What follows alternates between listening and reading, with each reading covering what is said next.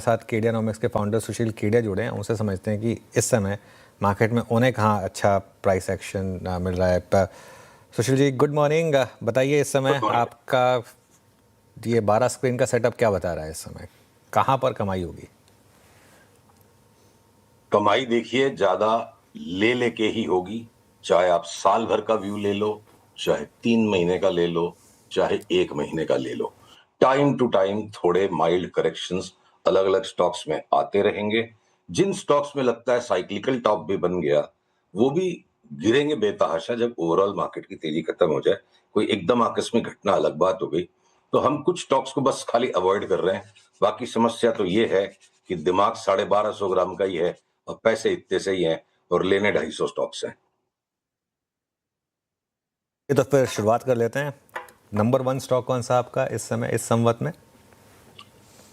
तो वो हम दिवाली के दिन और गहरी बात करेंगे, पर देखिए अलग अलग टाइम फ्रेम पे बातें। अब आज सवेरे हमने अपने क्लाइंट्स को सचेत कर दिया कि सनोफी में ब्रेकआउट आने वाला है, साल भर के व्यू से स्टॉक डबल हो जाएगा। अब अगर आप शॉर्ट टर्म ट्रेडिंग की बात करें, जो हम निफ्टी न्यू हाई का जो दांव लेके बैठे हैं कि वो 3 से 4 महीने में दिसंबर एंड जनवरी के 26 जनवरी के पहले पहले न्यू हाई एक कॉन्कर हो जाए, तो उसमें सबसे ज्यादा भागता है बीएससी। अपनी बात हुई थी 1950 जाएगा तो लेंगे, वो पहले 2000 में घूम गया और 2200 के ऊपर हम पूरी लिवरेज्ड फुल ऑन पोजीशन ले लेंगे। तो बीएससी के सारे रेजिस्टेंसेस टूट चुके हैं। अगला पड़ाव हम दबी जबान में अभी 4200 की बात करें, किसको मालूम उससे ऊपर और चला जाए। तो अलग अलग टाइम फ्रेम पे अलग अलग तरह के घोड़े हैं। जो रेगुलर स्पेक्युलेटिव ट्रेडिंग करने के लिए निफ्टी के स्टॉक्स में आप आ जाओ, तो आप समझ लो कि इस वक्त शॉर्ट टर्म ट्रेडिंग में जियो फाइनेंस मेरे को लगता है 35% बढ़ जाए यहाँ से अगले 3-4 महीने में। और अगर आप साल भर का व्यू लेते हैं तो ट्रेंड का भाव डबल हो जाए, ट्रिपल भी हो जाए। तो अलग अलग स्टॉक्स अलग अलग टाइम फ्रेम पे बिग कॉल्स हैं। Okay Sushil ji, good morning. Shreya बात कर रही हूँ। आपने गुड कुछ मॉर्निंग। स्टॉक्स बताए हैं जहाँ पर आपको दमखम नजर आ रहा है, लेकिन सेक्टर स्पेसिफिक अगर मैं आपसे पूछूं तो ऑटो स्पेस पर क्या राय होगी अगर आप उसको सेग्रीगेट करें टू व्हीलर स्पेस से, साथ ही फोर व्हीलर स्पेस से? कहाँ पर आपका रुझान इस वक्त ज्यादा है? टू व्हीलर स्पेस में हमारा टेबल थंपिंग बाई है Bajaj auto. Short term trading के लिए भी, 3 महीने के लिए भी, 1 साल के लिए भी। मेरे को लगता है साल भर में डबल हो जाएगा और अगले 1-1.5 महीने में क्या पता इसमें 12,000 का भाव आ जाए। फोर व्हीलर्स में टाटा मोटर्स अब स्प्लिट हो चुकी है, चार्ट के लेवल्स वगैरह 2-4 दिन बाद पैटर्न्स बन के आइडेंटिफाई होंगे। पर हमारा जो पुराना कॉल था और ये स्प्लिट के लिए, डीमर्जर के लिए रुका हुआ था, ये 600 का टाटा मोटर्स 1200 बिकेगा। फोर व्हीलर्स में हमारी सबसे बड़ी बेट वही है। दोनों कंपनियां जो टाटा मोटर्स की है, पकड़ के बैठना है। डिलीवरी लेने वाला जीतता है और शॉर्ट टर्म नॉइज में स्पेक्युलेटिव ट्रेड्स कट जाते हैं जब बड़ी मूव आती है। और ये हो गई हमारी टॉप पिक। मारुति को हम अवॉइड करेंगे, वो अभी वीरे की वेडिंग में ना रूसे वे फूफे की तरह मुंह फुला रहा है, क्योंकि वो ऑलरेडी पहले चल चुका है। अशोक लेलैंड भी उसी कैटेगरी में हो सकता है, आगे पीछे हम अशोक लेलैंड को शॉर्ट भी कर देंगे तो बड़ी बात नहीं है। अभी तक सिग्नल नहीं है। Mahindra and Mahindra time pass कर रहा है यहाँ पे इंडेक्स मैनेजमेंट, और आयशर मोटर्स कभी समझ में ही नहीं आया। ओके, ठीक है। अच्छा, गोल्ड एंड सिल्वर जिस तरीके से रैली दिखा रहे हैं सुशील केडिया जी, पिछले साल हम दिवाली पे यही डिस्कस कर रहे थे और इस साल दिवाली पे यही डिस्कस कर रहे हैं, रिकॉर्ड स्तरों पर गोल्ड एंड सिल्वर। आपका क्या व्यू है इन लेवल्स पर? जिन्होंने रैली मिस की, फोमो जिनको हो रहा है, वो क्या करे, और आगे चलकर आप क्या इसमें और तेजी देख रहे हैं? क्या व्यू होगा? बहुत खूबसूरत सवाल आपने पूछा। पहली बात तो मैं बता दूं, लास्ट 4-5 महीने की बड़ी मूव हमने मिस कर दी। हम 1900 से लेके 2900 तक की गोल्ड के अंदर में लगातार बने रहे। उसके बाद 2-4 ट्रेडिंग के राउंड पकड़े और ये लास्ट के बड़ी मूव को हमने मिस किया है।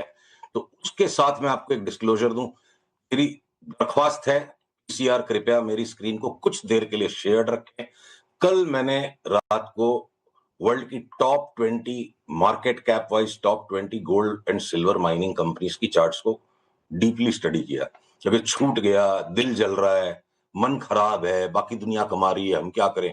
तो बोला भाई इतना ही गोल्ड ले लो कि जाके गोल्ड माइनिंग कंपनियां ही खरीद लो पूरी। तो अगर गोल्ड की यूफोरिया में चार्ट आज पकड़ में नहीं आ रही है, आप ये देखो स्क्रीन पे, न्यूमॉन्ट कॉर्पोरेशन वर्ल्ड की लार्जेस्ट गोल्ड माइनिंग कंपनी, हमारा कॉल है अगले 2 साल में इसका भाव $90 से $15 हो जाएगा cash. Barik mining corporation the second largest company. इसके अंदर कोई long term bull market pattern नहीं बन पाया। मतलब अगर गोल्ड में अगले 5 साल भी तेजी है, 2 साल भी तेजी है, अगर साल भर भी तेजी है, तो जमीन से गोल्ड निकालने वालों के तो स्टॉक्स प्राइस के बहुत जोर से यहां से भागने की आउटलुक होनी चाहिए, वो नहीं है। तो जैसा कि 40 साल में होता आया, गोल्ड सिल्वर बड़ा स्पाइक देते हैं हर 5-7 साल में, और उसके बाद उनमें उतना ही मोटा कोलैप्स भी आता है। उस कोलैप्स का पूरा खतरा बना हुआ है, वो ट्रिगर अभी तक नहीं आया। हो सकता है हम और 15 दिन रॉन्ग हो जाएंगे, हो सकता है दिवाली के 7 दिन बाद आए, पर जो छूट गया सो छूट गया। दिल को तसल्ली दीजिए।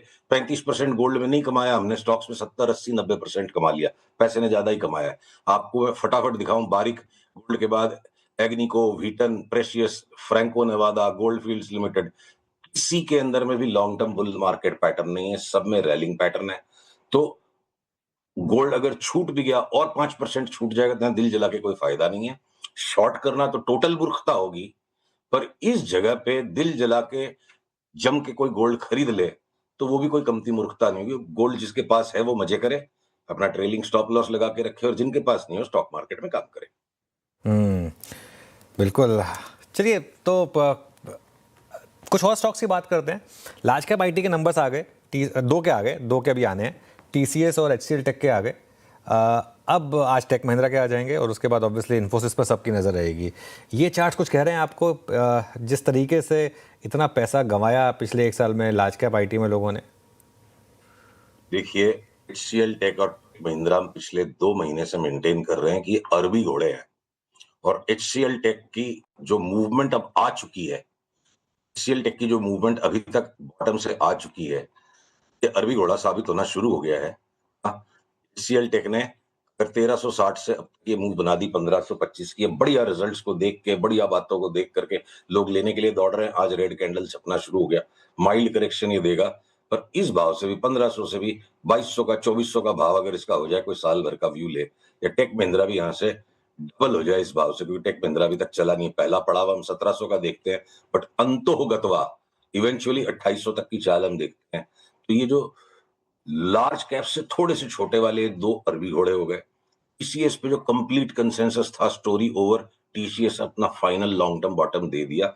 हमने शिष्टाचार हेतु अभी सिर्फ 20% की लो से ट्रेडिंग की बाउंस का कॉल दिया है, पर ये आने वाले समय में हो सकता है कि जो ये भाव कुछ दिन पहले आ गए, ये भाव अगले 2 साल न लौटे और टीसीएस भी अगले साल 2 साल में बहुत बड़े बड़े हाई बना दे।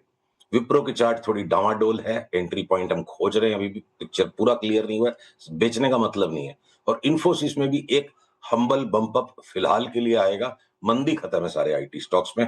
कोई वो कोफोर्ज और इस तरह की बहुत extremely high operating leverage companies में कोई कभी अचानक कांड आ गया, वो अलग बात है। ब्रॉडली जब आईटी किसी को लेना नहीं है, कोई ले रहा है, तभी तो बाकी सबका माल बिका है। तो ये आईटी का बॉटम हो चुका है। आईटी का बॉटम हो चुका है। मीनवाइल मार्केट नीचे आ रहा है इस समय। निफ्टी देखिए एक हाई से स्लिप होकर 25,275 300 के रेजिस्टेंस जोन को हिट करके उसके बाद नीचे आता हुआ, और अब 25,164 के करीब इस समय निफ्टी पर। सुशील जी, ये निफ्टी कब तक तंग करेगी यहाँ पर इन लेवल्स के आसपास? निफ्टी का काम ही है तंग करना, तो जो तंग हुए बिना निफ्टी में काम कर सकते हैं वो करेंगे। हमारी पिछली बार आपसे बात हुई थी 24,900 से 25,900 की रेंज 1 महीने के लिए। अब हम उसको चेंज करके 24,900 की जगह 25,200 से 25,900 की रेंज अपनी चार्ट पे मार्क कर चुके हैं। बाकी की जो रेंजेस है अगले 2 महीने के लिए 26,900 ऊपर में, अगले 3 से 4 महीने में 27,800। तो अब 25,100 पकड़ लो आप 25,200 की जगह। और बैंक निफ्टी के अंदर जो मैंने आपको पिछली बार 60,000 बोला और वो विस्मय लगा, जबकि मैं बैंक निफ्टी से अक्सर निराश रहता हूं, क्योंकि उनकी चार्ट्स बड़ी कठिन है। बैंकों की आसान चार्ट नहीं। अगर पीसीआर ये स्क्रीन पे मेरी चार्ट को दिखा सकते हैं, तो अब हमने बैंक निफ्टी का अंतोगत्वा टारगेट जनवरी करीब करीब पकड़ लो आप, जनवरी तक 64,000 का टारगेट हम पकड़ रहे हैं। एक्सिस बैंक, कोटक बैंक, अब इंडसइंड बैंक ने भी पार्टी ज्वाइन कर ली। एचडीएफसी बैंक थोड़े से सॉफ्ट रिजल्ट्स के बावजूद आईसीआईसीआई बैंक से बेटर परफॉर्म अभी तक कर रहा है। आईसीआईसीआई बैंक यहाँ से 15-17% बढ़ जाएगा।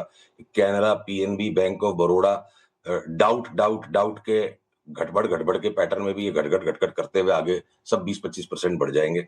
तो सारी की सारी बैंकें फायर कर रही हैं, और स्मॉलर बैंक्स के अंदर में भी वो सीएसबी बैंक और ये छोटे वाले बैंकों में डबल 2.5 टाइम्स के पैटर्न्स बन रहे हैं। आईडीएफसी फर्स्ट बैंक हमारा बिग बोल्ड कॉल है। तो निफ्टी पे मैं बिल्कुल भी चिंतित नहीं हूं अनुज।